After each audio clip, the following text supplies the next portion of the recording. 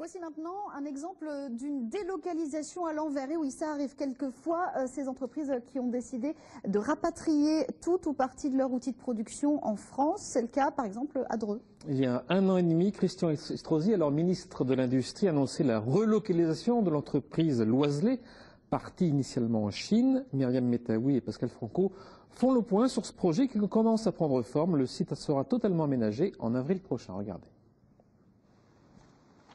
Jean-Sébastien Couillot pointe les derniers équipements qui viennent tout juste d'être livrés. Aujourd'hui, dans le développement du projet, on doit coordonner entre 20 et 30 fournisseurs. Donc le gros des matériels est actuellement en cours de réalisation chez les fournisseurs. Et là, il y a une partie des équipements qui est en cours de livraison avant montage. L'entreprise Loiselet garde son activité chinoise pour alimenter sa clientèle locale. En revanche, elle a fait le constat qu'il était plus intéressant de produire en France plutôt qu'en Chine pour alimenter le marché français ou européen. Et voilà pourquoi. Un des éléments principaux qui nous amène à cette conclusion concerne la manière dont on va réaliser la fonte qui sera faite à partir de chutes d'acier.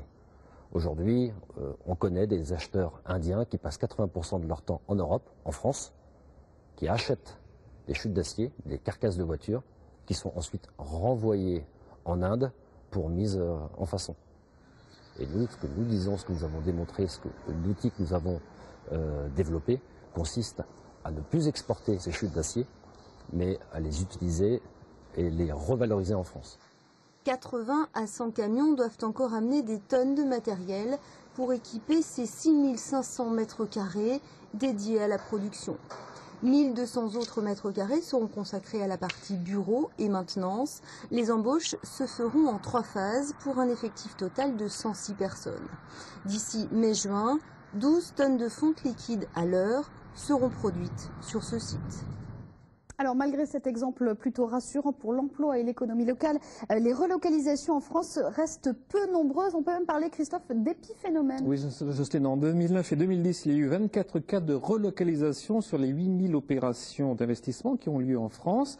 Ces 24 cas ont généré 500 emplois sur les 356 000 créés par la totalité des opérations d'investissement. Alors, quels sont les critères pour relocaliser? Il y en a 3 principalement. Le critère de la qualité. Lorsqu'elles délocalisent, les entreprises se retrouvent avec des produits avec des défauts. Au final, cela coûte plus cher. Le deuxième élément, c'est que les entreprises ont besoin d'être très réactives vis-à-vis de la demande et les délais de transport ne favorisent pas une implantation à l'étranger. Et puis, il y a les risques de contrefaçon, la peur de se faire piller son